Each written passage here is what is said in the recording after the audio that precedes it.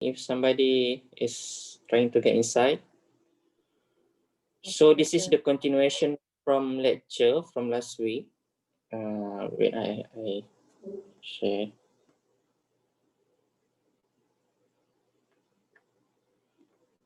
Screen.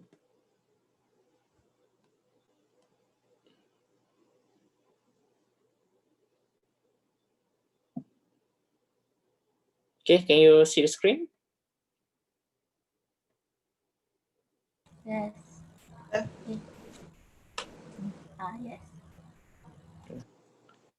Okay, last week we stopped here, right?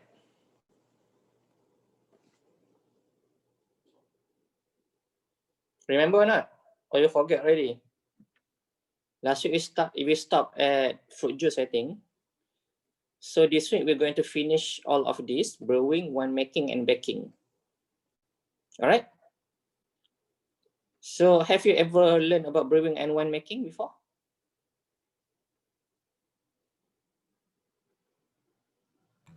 Pernah belajar tak? Tak pernah? Rasanya winemaking pernah. Rasa tu maksudnya tak ingat lah tu kan? Dia kena tengok detail dulu. Okay, so I think most of you guys will feel a little bit weird lah, because why we need to learn about brewing and winemaking while we are probably not going to do it because we are a Muslim country, right? But actually brewing and winemaking is one of the most important part of fermentation. Okay, in fact, if you some of the scientists back then, they only consider fermentation as brewing and winemaking, means that they must use yeast and the yeast must produce carbon dioxide and alcohol. Other than that, they call that's not fermentation. But I think if you look back 10, 20 years ago, they start to say, okay, anything that use microorganism can be considered as fermentation. But before that, like in 50, 60 years ago, the only fermentation can be only considered if you are using brewing and winemaking. Brewing, sometimes, you know, we can use the tea bag, right, to brew the tea. Betul tak? Kita ambil tea bag, kita letak air panas, okay? So actually, beer making, something like that as well lah. We need to use hot water at some point of the brewing, and then we will get the solution from usually grain, barley, and then the solution can be fermented to produce the beer. What do you guys think is the difference between brewing, between beer and wine? Tahu tak apa beza usually wine dengan beer? Dia punya alcohol percentage ke? Okay, jadi that's true. Usually which one lagi tinggi? Wine. Beer. Wine. Beer. Entah. What? Beer. Beer ke wine? Korang pernah minum ke apa? Okay, that's hard, right? Because we never drink alcohol. I hope lah Muslim never drink alcohol lah. So it's hard for me to give this lecture as well. Sebab saya pun tak pernah minum kan. So kita tak boleh nak gambarkan. We cannot imagine how does it taste. Because satu, alcohol content different lah. Secondly, must be the taste, right? Otherwise, why we have two different products? Okay? So usually wine, it will taste fruity, I guess, more. Okay, brewing probably taste more burnt, something like that, and bitter. And then selain daripada alcohol content, apa lagi rasa beza dia, especially in term of production?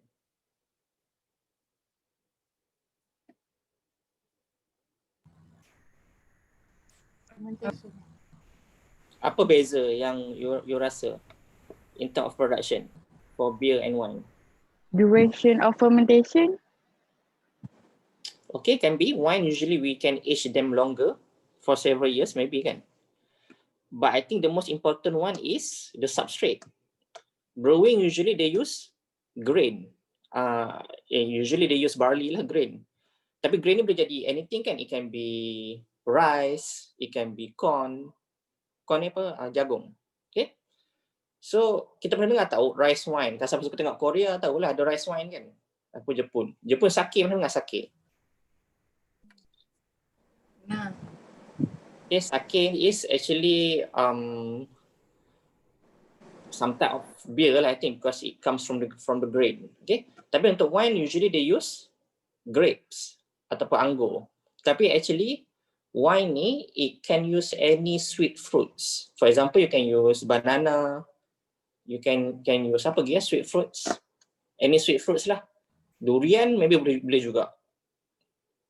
Ada orang pernah buat daripada apa tu, coconut sap. Kalau Melayu pula. Kalau Malaysian lah, kita panggil tuak. Pernah tuak tak? Nah, Okay, tuak is actually I think one type of wine making.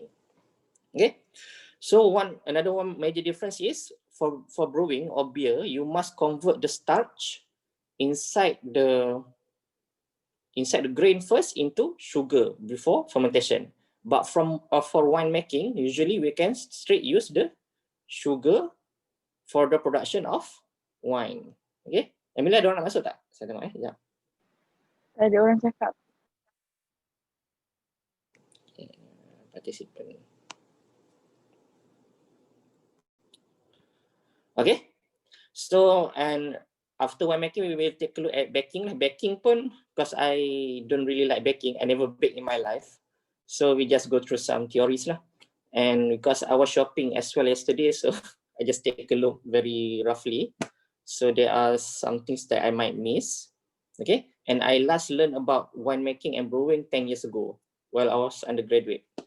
Because the importance of winemaking and beer brewing in masa tu kat Australia, so our main industrial visit was to the beer company lah, to the fermentation tank and so on. We take a look at the fermentation system. But of course, we didn't drink. They just give us soft drink lah for us to drink. But others, they can taste different type of beer and wine. And although we learn about beer production, actually this is just the overview, because different manufacturer usually they have their own secret, the same as making cheese. So we have different cheese, right? Because they have different production, but we have like general production method of how to make the beer. Okay, so the first one is Babylon is considered as the birthplace of beer. I'm not sure where is Babylon, but I think this is somewhere in the Middle East. All right. So it was a long time ago lah. Okay, even Muslim, before our God say we cannot drink alcohol, we drink alcohol as well. Okay, after that when the God say okay we cannot drink, we stop drinking alcohol. So beer and wine was a very important product back then and even now. Okay, but not for Muslim lah, right? Beer, especially one made from barley, is the most highly consumed alcoholic beverage. Okay, so most of the non-Muslim usually they will drink alcohol, usually for the social function and stuff. Others include lager and ale. This is other type of beer. The main differences between lager and ale is their strain, the yeast strain they use for the fermentation. I think for lager, what we call as top fermenting yeast means that they stay at the top, and ale is the bottom fermenting yeast, means that they go at the bottom of the tank. So these two strains also can be different in form of the fermentation temperatures that can be used. I think lager is usually used at a colder temperature, probably around 10 to 20 degrees Celsius, because in cold countries actually warmer temperatures is hard to get lah. So they use the strain that can ferment at lower temperature. But ale, they can be a little bit warmer. They need to use higher temperature yeast strain. Regular beer contains between 4 to 5% alcohol. Strong and extra strong 5 to 8%. But I think wine can go beyond 8%, probably 8 to 15%. Okay. Light beer has lower alcohol and lower calories. Okay, sometimes this light beer can only have lower alcohol, means that below 4%, or sometimes it can have lower calories, below 110 kilocalories, and sometimes they can have both. They can have low calories and they can have low alcohol. Okay, So some people who cannot tolerate alcohol, usually they will choose like beer lah.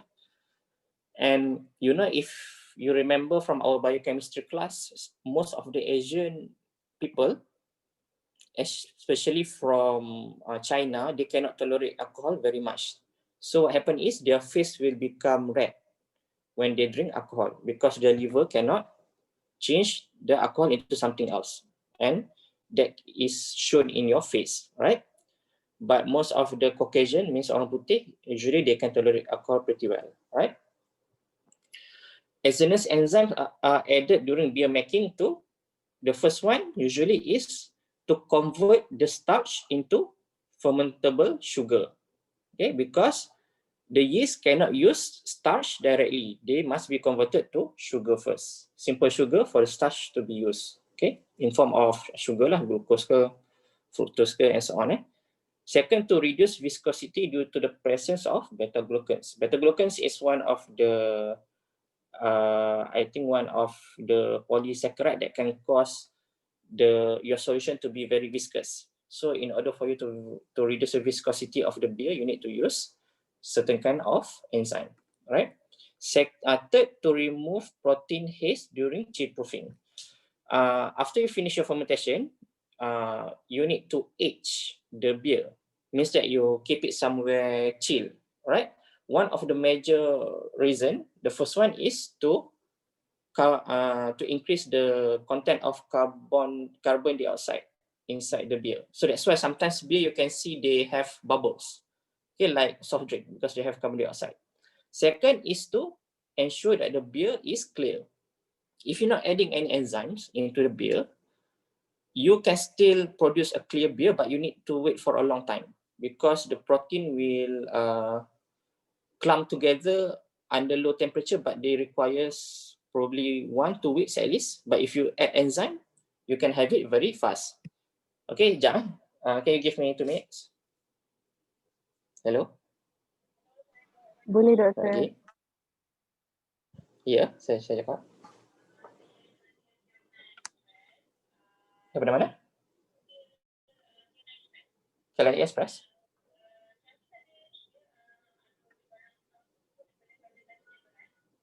Tak tahu, tak sure lah. Barang apa ni?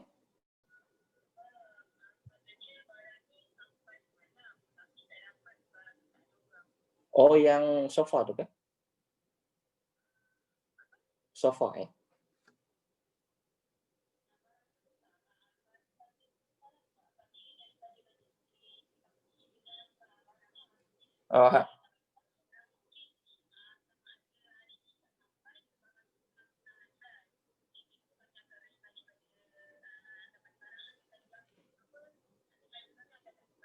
Oh, okay, tapi saya dah tanya driver tu pagi tadi, dia cakap okey.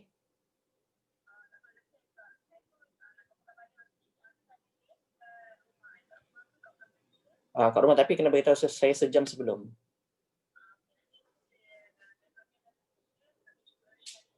Okey, terima kasih. Call saya sejam sebelum Okey, sambung. Sorry. Kat mana tadi? Remove protein haze, right? Hi guys, you're still here? Doktor. Okay.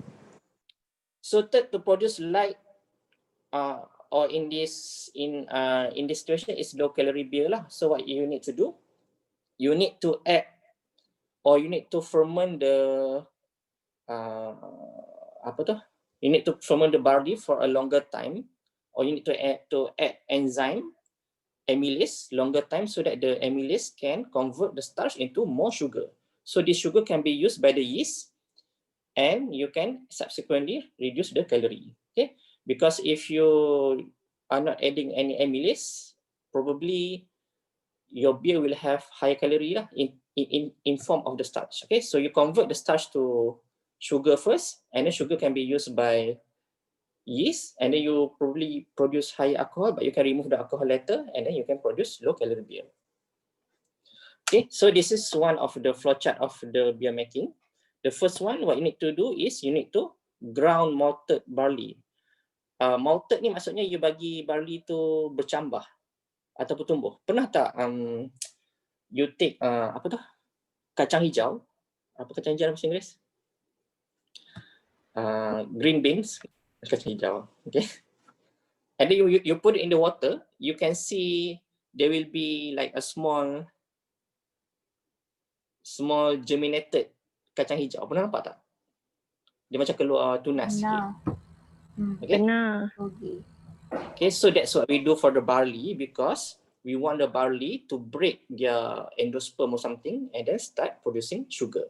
Okay, and then we will toast the barley and then we can mash and adding the cereal and malt extract. Okay, mashing it means that after you ground, you blend the barley into fine powder.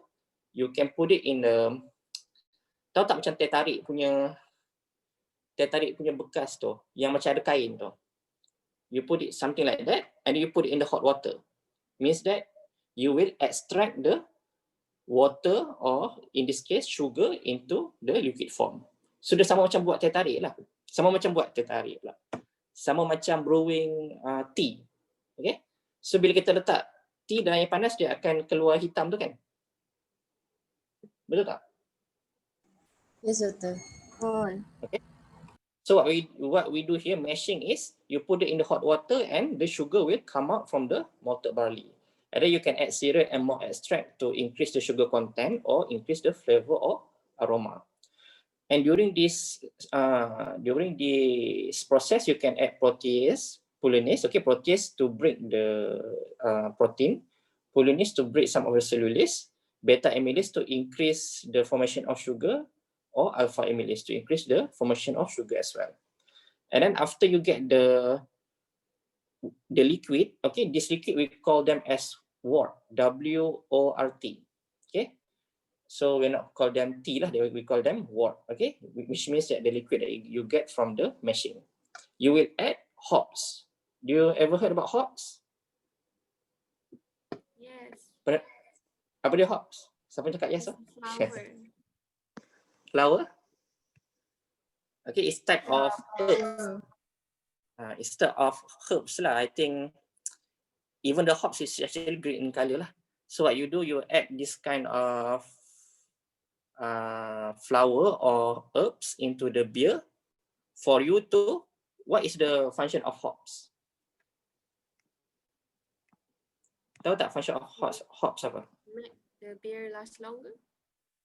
Okay, as a preservative. Okay, first one. Second, Flavor. Foam. You know. foam. Foam is usually produced by the yeast in form of Stabilize the foam. sterilize. Sterilize is when we boil the wort. Put in Okay. flavor. Okay. Stabilize the. Stabilize. Yeah, stabilize is correct. Steven, Yeah. are you drinking any alcohol? Not frequently. It's not wrong lah. It's okay lah for you, but not for us. I tak boleh tolerate juga. So you pun jadi macam panas gitulah. Jadi macam merah tau. Okay. That's normal for the Chinese people lah. Because you lack certain enzyme inside your liver. Okay. But actually the most important one is flavor lah, like Steven said. Okay. Satu, hops ni dia impart new flavor, and secondly dia increase bitterness of the beer. Because like I said, I never drink beer lah, but in theory, if you just use wort, it will be very sweet because it contains of sugar. So hops ni dia macam bagi sedikit bitterness, so you can tolerate the sweetness, I think lah. Okay, the same as Coke atau Pepsi. We can taste a little bit of bitterness at the end, probably because addition of certain spices or certain ingredient. Okay, otherwise you can tolerate the sweetness. And third, cooling and removal of the residues. Okay. So we need to cool the wort to stop the fermentation, and then we also filter the wort to make sure they are clear and also free of any residue. And cooling to stop the enzyme reaction, and then we add yeast for fermentation, and then we conditioning of the beer means that we are aging the beer and also ensure that we can add more carbon dioxide inside and also develop more flavor during the aging. And then we pasteurize before we can bottle for the final product. Right? So these are the certain enzymes that can be used. The first one is amylase. Polynase is a type of cellulase that we learned last week. And glucoamylase is also a type of amylase. It means that can break the starch into sugar. So glucoamylase usually break the starch into maltose. So it is important during malting. Exogenous amylase and glucoamylase may be added to mash that fail due to poor batch of malt to increase concentration of fermentable sugars. Okay, like I said to you before. Okay, sometimes when the batch of the barley is bad, means that they don't have enough sugar or something, because we have quality control as well, they can add more of this enzyme to ensure that we can get enough sugar for fermentation. Proteases, for example, papain can be added to remove the haze, a complex of protein and polyphenolates from beer, usually during the aging or chill proofing. Okay, so like I said to you, you can remove the haze or the impurities from the protein during the aging, but you need to wait for a long time. But for chill proofing, but if you use enzyme, actually you can shorten this process. Cellulase and hemicellulase may also be added to remove the haze. Okay, so the same as protease, because some of the cellulose sometimes they cannot be digested, so they stay in the solution and they can make the beer appear very cloudy. Okay, beta-glucanase, okay, used to remove beta-glucan from barley cell wall to reduce viscosity and aid filtration. Okay, for this one, this enzyme is used in the production of light or low-calorie beer. Efficient conversion of dextrin into fermentable sugar enmeshed by glucoamylase. Okay, so in this situation, the enzyme is glucoamylase. You can find the answer inside the paragraph. Okay, so like I said to you, what you can do, you can add glucoamylase inside the wort or something, and then you can, inside the barley, and what you can do is you can convert more of the starch into sugar, and this sugar can be used by the yeast and convert into the alcohol. So actually you can reduce the calorie of the beer by converting more of the starch into sugar. Sometimes you can also add this enzyme added to reduce maturation time by converting this compound into acetone, a VDK which has a pleasant buttery odor, aroma development wanted in some products. Okay. During fermentation, the yeast will always produce this acetone. Okay, so some beer, if you do it yourself at home, you will feel the beer to have some buttery taste. Back then, most of the people, they don't really like this taste. Okay, because they feel like if you have this taste, it will disturb the aroma of the beer, and also it indicates that your beer is not good. Okay, but nowadays, some people actually want to have this taste, so we can add this enzyme to actually get more of these buttery products. And actually, you can remove this product by aging your beer for a longer time, because if you learn with Dr. Nick and Dr. Hanan, you remember the, what we call it, the growth of the microorganism tu? Ingat tak? Kita ada exponential phase, kita ada stationary phase, pernah ingat tak? Yeah. Okay, so during the stationary phase, which is in this case is the aging of the beer, so we leave the beer for a longer time. This yeast actually can reabsorb the acetone, okay, and reduce the buttery flavor of the beer. Okay, so if you want your beer to have stronger buttery odor, you can reduce this aging time. But if you want them to have more buttery odor, you actually can prolong the aging time so that the yeast can uptake this acetone again and reduce the buttery odor. All right, so that's for beer. Okay, next we take a look at the wine making. Okay, wine is mostly produced from the fermentation of grape. All right, but you can also use other sweet fruits as well. And wine can be multiple. There are many types of wine. Sometimes, if you ever heard about whiskey, okay, that's a type of wine, I think. Tequila, okay, champagne, all right.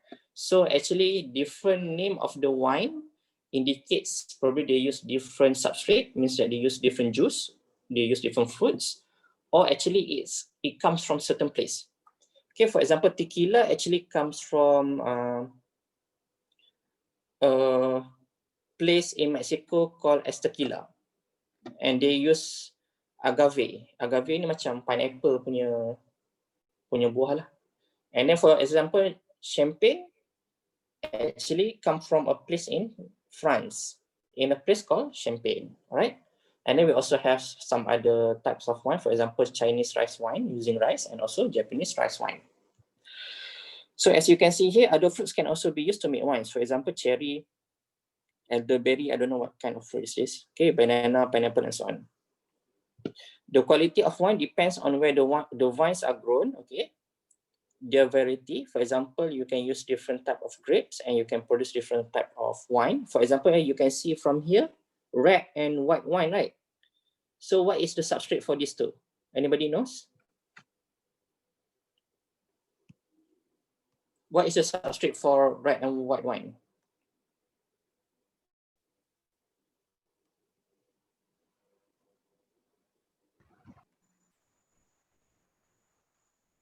Do you guys know? Apakah buah yang digunakan untuk white dengan red wine? Red one is anggur hijau tu dengan warna purple. Anggur hijau? Kalau hijau jadi hijau punya wine. Dia jadi warna putih tu. Dia ada Okay. kulit ke tak ada kulit? So what? Kulit dengan tak ada kulit. Tak ada kulit, ada kulit dengan tak ada kulit. Which is partly true. So maksudnya you pernah belajar lah pasal wine before. Pernah. Pernah. Dalam So halal. white. Oh, halal pun belajar pasal wine juga. Pelik tu. Siapa yang ajar tu? Terus. Oh, nanti kan cakap terus ni salah ni. Mana boleh ajar halal wine pula. Tapi saya tak ambil Boleh. halal course, tak tahulah. Sebab halal tu kami belajar percentage of alcohol. So make sense. Oh ya ke? Okay, itulah sebab saya tak ambil halal kan. So saja je lah. Okay, so main differences. Okay, the first one is white wines, they come from the white grapes lah. Ataupun probably hijau juga yang tak ada colour. Red wines comes from red grapes lah, yang ada colour. Okay, and the fermentation can be a little bit different as well. For white wine, what you do is you press the grapes first, get the juice. Okay, you get the juice and then you ferment the juice. But for red wine, you need to ferment them together with the skin and also the seed, dia punya biji. Okay, so when you ferment them together and then you add certain enzyme to extract the color from the seed and also from the kulit. Okay, and later on baru you remove. Faham tak? Beza white dengan red. You understand? Okay, satu beza dia ialah substrate. Second ialah satu ferment together with their skin and seed. Satu lagi dia ferment dia punya juice je. So dia tak ada colour. Right? So the production technology includes harvesting, pressing, mass treatment, okay, and so on. After destemming, grapes are squashed into mass without destroying the seed. Destemming means buang you punya ranting, stem, right? Okay, so you remove stem because stems contains lots of tannin. So if you have tannins inside your juice or fermentation media, it will give you a weird taste. Tannins ni dia ada macam bagi rasa kelat gitu, alright? And when you squash the mass, must make sure that you are not destroying the seed too much because seeds also contains lots of tannins, high content of tannins. So if you squash them together, the taste of the wine will not be good. For white wine, the must is treated with enzyme to improve juice extraction. Okay, so what you can do, you can add pectinase, you can add cellulase to help you in juice extraction. After filtration, the juice is fermented for white wine. For red wine, the must is either fermented for a short period or heated to 40 to 50 degrees and reacted with pectinase to release the juice and also anthocyanin, okay, from grape skin. So the one that you give you the color is anthocyanin. If you remember from last week, anthocyanin means that it contains deep red color, okay, or deep black color and so on. The color is very strong. It takes about 2 to 4 hours, then pressing filtration is done. Fermentation may take from a few days to several months, okay? So it is typically longer than beer because you need to age the wine and can be regulated by temperature. So in wine industry, you can use enzyme for juice extraction and clarification. Okay, clarification, you can add protease and so on. Extraction, you can add pectinase, cellulase. Color and flavor aroma extraction, okay, you can use pectinase, okay, to extract the color, okay, in the form of anthocyanin. Improvement of aroma during racking. Do you know what means by racking? Belajar masa halal kan? Tahu tak apa tu racking?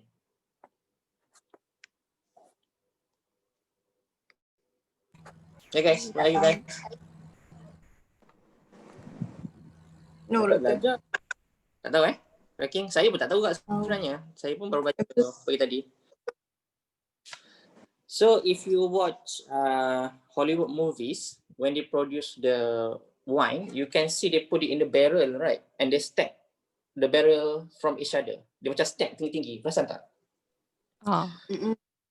Okay, so what happen is every few weeks, okay, what they do, they will open the hose of the barrel and dia akan transfer this liquid to a new barrel.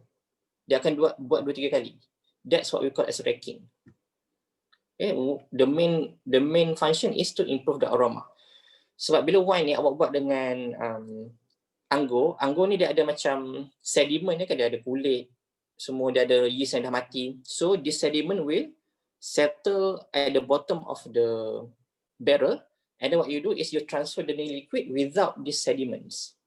So awak kena letak pipe tu tinggi sikit daripada bottom dia supaya awak ambil dia punya liquid sahaja.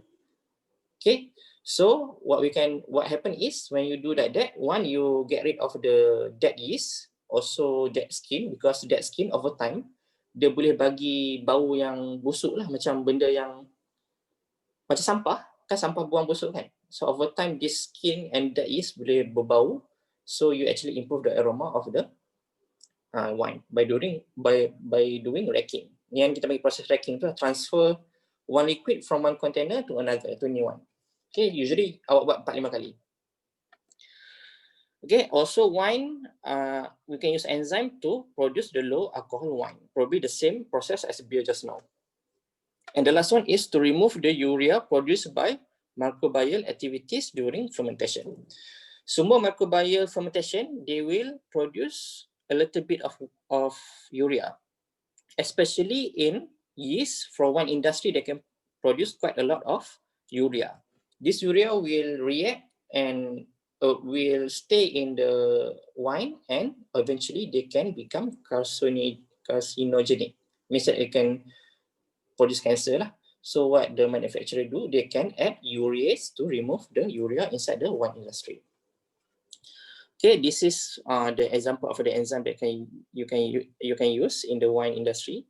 Okay, like I said before. Okay, for example, pectinase and cellulase for extraction, protease to remove the haze, like before. Beta-glucanase is to reduce viscosity. Okay, so when your viscosity is lower, you can help in filtration. Xylolysis is another type of cellulase. Okay, so you can degrade this xylene component of hemicellulose and improve the extraction rate. And the last one, to reduce glucose content to produce low alcohol wine, followed by reaction with catalyst to remove H2O2. Okay, so this is a little bit different from beer. What do you think is the enzyme that can be used here? Tahu tak? What is the example of the enzyme that can reduce the glucose inside the wine and produce radicals? So tengok sini dia produce H2O2 kan, so dia produce radical. Apa dia? Belajar last week saya rasa. Oh, tak ada orang jawab ni, tak tahu lah ni. Okay, the answer is glucose oxidase. Okay, so it can produce this radical and you can remove the radical later on. Okay, so what you can do, you can add this to reduce the glucose content in the low alcohol wine. Okay, and then this enzyme is added in the wine to also produce acetone, the same as in the beer. Okay, to remove the urea, you can use urease. Okay, because urea can produce this urethane and can be carcinogenic. Lysozyme destroys gram-positive bacterial cell wall. So you can add this enzyme. One is to preserve the wine so that you don't have bacteria, because usually for the wine we use yeast. Secondly, sometimes we do have LAB, lactic acid bacteria inside the wine, and this LAB can undergo what we call as malolactic fermentation. Means that they can convert the malic acid, usually present in the fruits, into lactic acid. So some people, they prefer lactic acid than malic acid because malic acid ni dia ada rasa macam kelat sikit, macam apple. Okay, so what you can do, you can let the LAB to survive inside the wine, and up to a certain point when you think the taste is correct, you can add lysozyme to kill off this lactic acid bacteria. So that when you have, means that if you want more lactic acid inside your wine, you need to prolong the fermentation by LAB, but if you don't want, you can kill them earlier using lysozyme. Glycosidases is another type of enzyme to remove the sugar from odorless, non-volatile glycoconjugates. So you can produce volatile that can smell good during the wine testing. So that's why if you go for wine testing, usually you will smell the wine and you can tell, oh, this is a good quality wine, this is a bad wine, okay? But not for beer. Okay, you can read this one by yourself, okay? This is just the enzyme that we mentioned just now. And this is all the processes of producing the red wine, because they are using the red grapes, not the white grapes. Okay, and the last one is baking. Okay, almost 1 hour. So bakery products include, you know what is bakery products? Hello guys, you're still here? Yes. So anything that you bake lah, okay, that we can call bakery products. Okay, for example, the first one is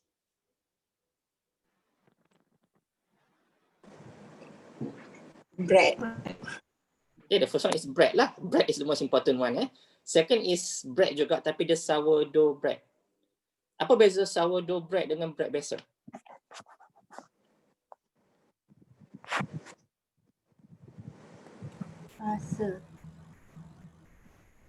Rasa, oh, of course, the taste. Okay, lagi?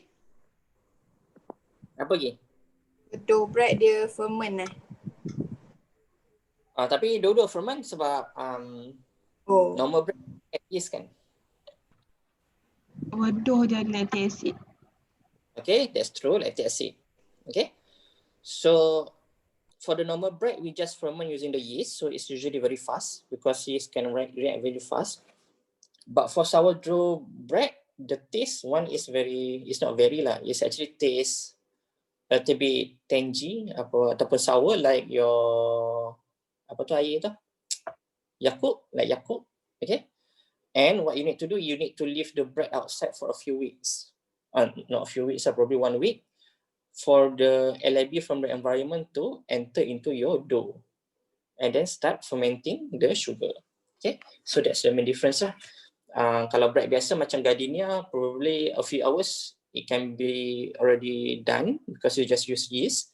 But for sourdough bread, usually 1 week or longer because you need to prepare the starting culture first in form of LAB to produce the bread. Okay, the third one can be muffin and so on. The fourth one can be cakes and so on, and others can be pastries. Bread is one of the major and earliest form of food product. Wheat bread is the most common and most consumed type of bread. Tapi of course dulu sometimes orang cuma tambah flour tepung together with water and probably some salt and sugar without yeast. So dia punya bread jadi keras.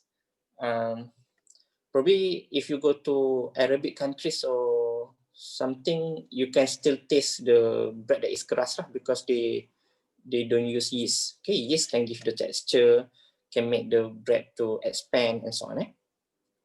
Bread making is based on several fundamental complex processes. Okay, of course, the same as cooking as well.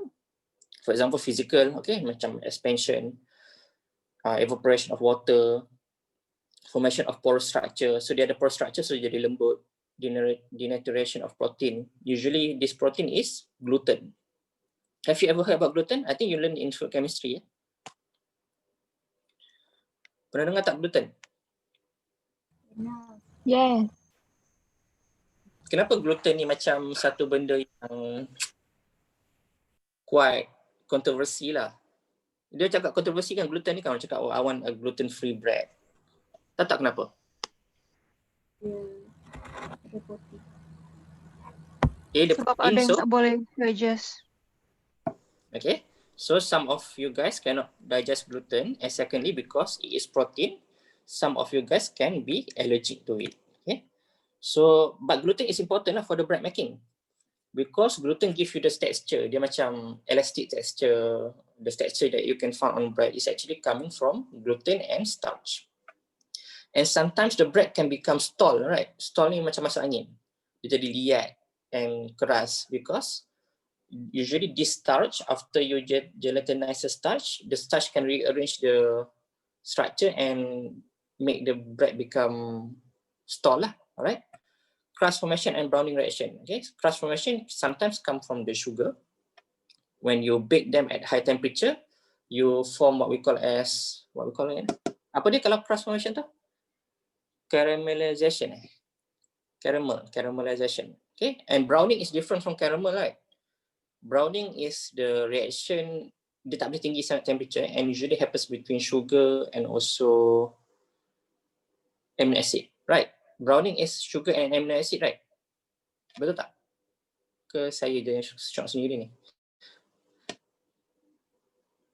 Ingat tak browning reaction tu happens between what?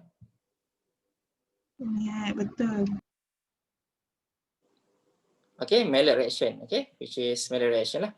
But Maillard reaction usually ada dua jenis kan, satu enzymatic, non-enzymatic. Okay, yang non-enzymatic ni between reducing sugar and also reducing sugar dengan amino acid under low moisture at high temperature.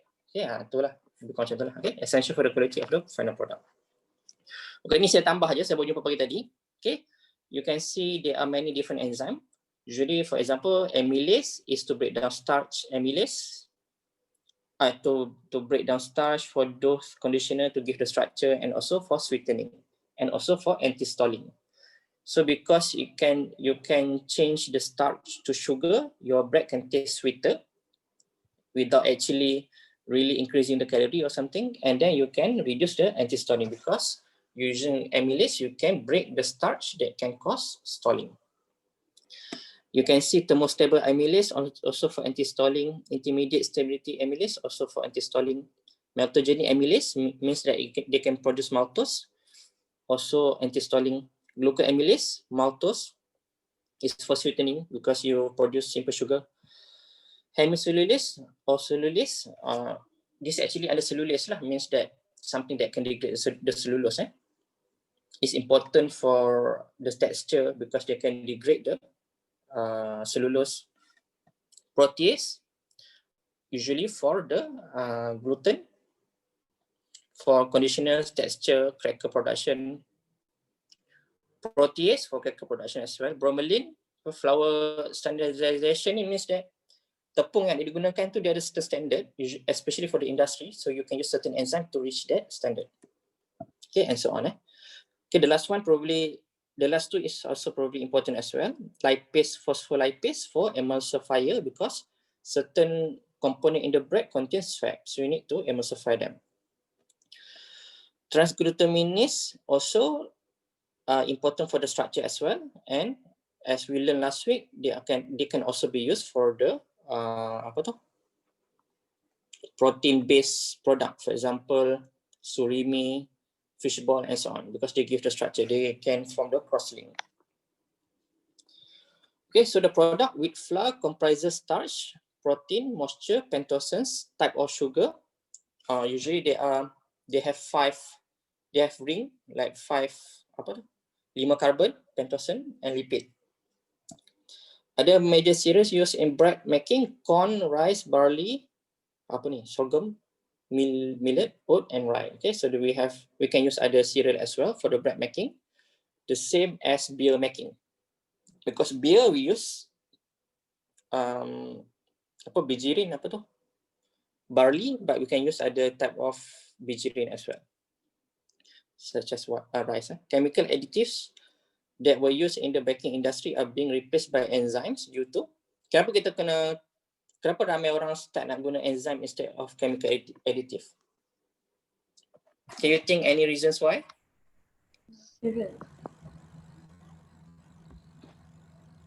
Okay. Satu, I think the most important one is for the consumer perception lah. So kalau you beli gardenia, you tengok, oh ni ada chemical sodium metabisulfite ke apa, you macam takut dia cakap, oh ni chemical apa kan. Tapi kalau guna enzyme ni, dia nampak lagi organic. Okay. Secondly, sebab some of the chemical additive can cause cancer. Alright. And probably other small benefits. For example, it can give you a better taste, aroma, and so on. Okay, the same as other production as well.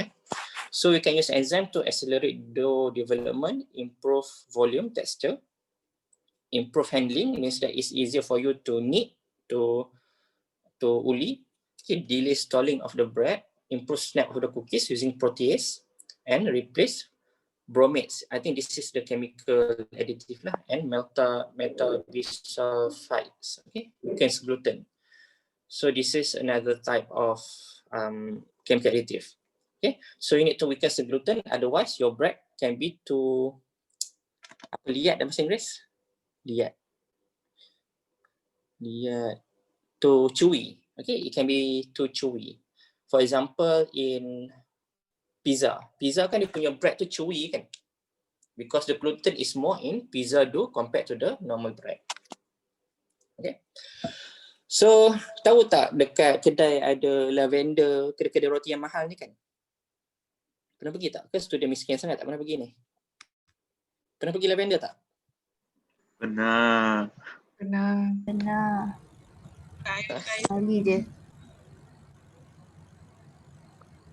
Okay, so probably you guys know about eating spots better than me lah, cause when I'm working sometimes I just go to Pak Ya and eat nasi only, right? But you could probably go to fancy restaurant, fancy bakery. Okay, so if you tipu, mana ada makan roti Bengali je.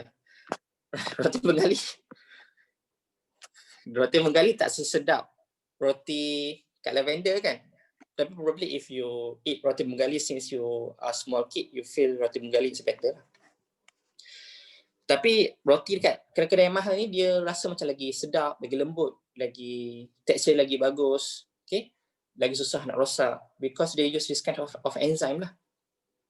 Mahal betul juga, tapi sebab they know the technology. They are not using simply yeast, flour and water.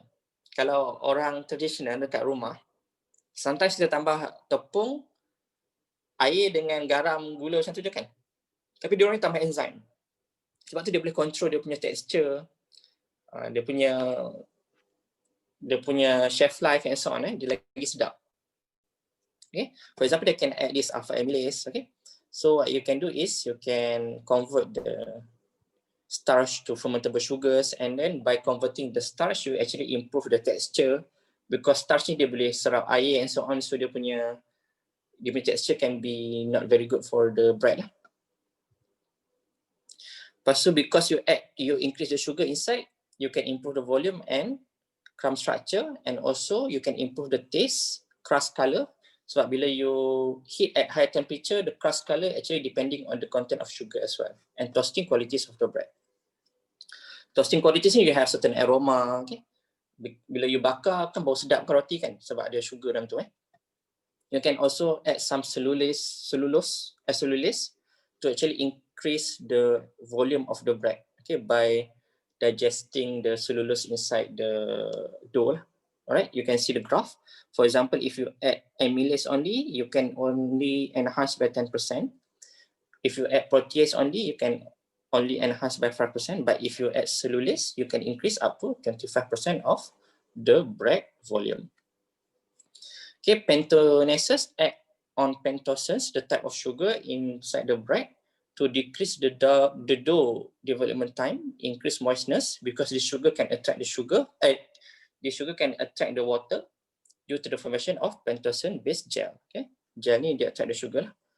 Oxidoreductase, sulfuride oxidase and lipoxygenase to strengthen gluten network. Okay, sulfuride oxidase, as we learned last week, it can be used to remove the odor, or in this case, it can form the SS bond to strengthen the gluten network. And lipoxygenase is actually a type of lipase that can bleach the dough. Means that you can convert the inside of the dough into white color, because when this enzyme react on the fat molecules, it actually can remove certain kind of coloring by the dough as well. For example, lipoxygenase ni dia boleh juga remove color hijau daripada chlorophyll. Okay, but in this case probably the brown color from the wheat lah. It can bleach the dough and make it into white color. Sometimes glucose oxidase is used and generate the reactive thiol group by forming the SS bond, the same as sulfuryl oxidase. Okay, and promotes the generation of water-soluble pentosens. Okay, maltogenic alpha amylase, it can convert the starch into simple sugar. So, like I said before, it can increase the sweetness and also can increase the texture of the bread. Okay, ni benda apa ni? Joins the carboxyamide group of peptide bound glutamine. Okay, so this is a transglutaminase. Okay, ada jawapan kat sini juga. The use of transglutaminase is aimed to decreasing the dough extensibility and increase resistance to stretching due to reinforcement of protein network. Okay. You can read this one yourself. So it is actually used to improve the texture of the bread lah. The same as in surimi and also fish pot.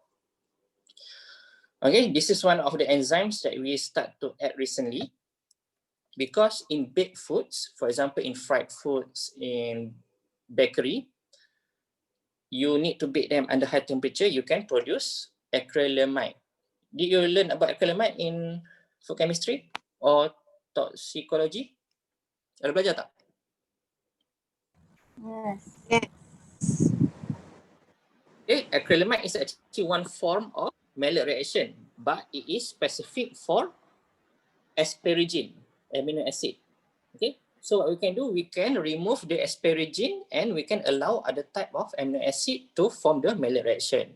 So bila awak tambah enzim ni pun, okay, the enzyme is actually asparaginase, means that it can react on asparagine. Bila awak convert amino acid ni kepada benda lain, it cannot form acrylamide lah. And then you can still get the Maillard reaction from other type of amino acid. So your flavor and aroma probably stay the same, but with the added benefit of reducing acrylamide in the food. Acrylamide is dangerous because, tahu tak kenapa? Carcinogenic. Okay, dan dia banyak dalam potato chips kan? So jangan makan keropok banyak sangat kat rumah. Okay, makan real food. So, kita panggil okay. So for acrylamide, there's nothing much. You actually can read yourself based on what I told you before. Okay, and for other food industries, we are not going to go too deep into that. Okay, but probably we can just take a look. For the first one is meat tenderization. Okay, we can use the enzyme that we discussed last week. For example, protease, bromelain, okay, peptine, and so on. Skin removal from skate. Do you know what is skate? Tahu tak skate apa?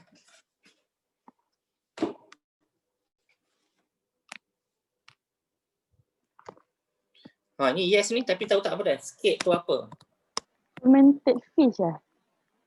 Fish. Ni kira ujian mengeja ni. Grammar. Okay, I think sikit ni pari tapi saya bukan cari. Dalam gambar kat Google, pari. Pari kan? Ha. Betul lah. Do you know pari tu a type of fish lah kalau tak pernah masuk dapur kan. Tapi at least you must use to eat asam pedas, right? From pari.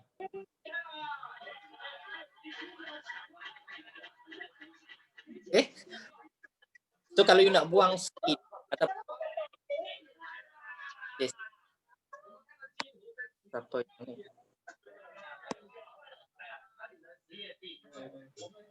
Guys, tolong mute, ada orang bising. Doktor boleh mute kan? Doktor ada orang nak masuk tu. Itulah jawab. Okay, saya sambil tu. Skate ni, kalau letak gawang putih, dia orang buang je. Sebab ikan ni, dia macam pelik lah kan untuk dia orang. Tapi kita kena makan lah. 看这有没有东西吃，他看自己那边没有。 Ada orang ni. Tak habis lagi. Sekejap. Kita nak mute ni. Doktor kena tengok participant tu. Okay dah.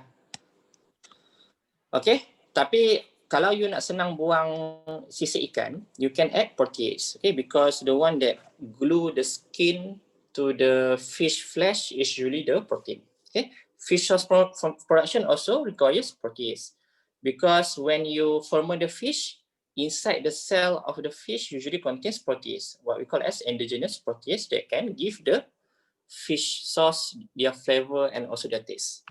Alright, okay, I think that's all. So for next week, like I said to you before, we are going to have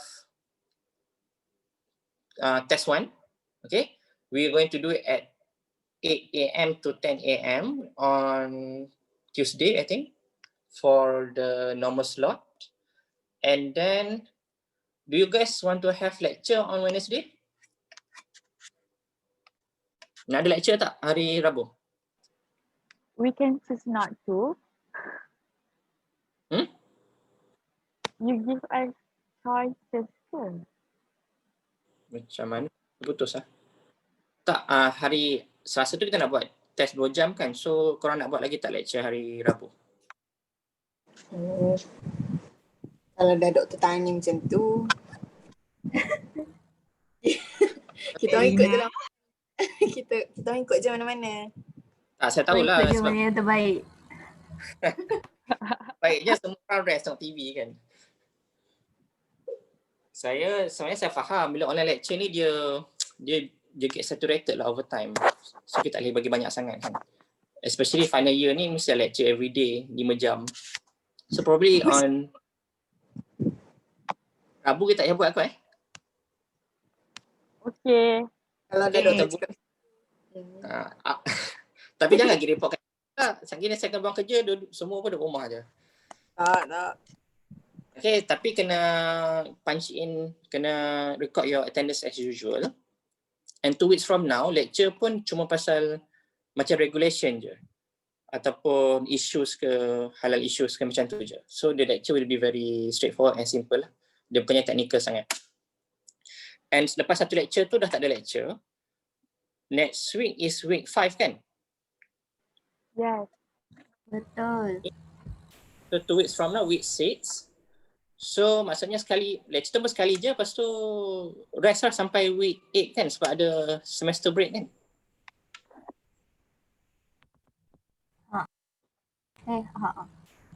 Okay.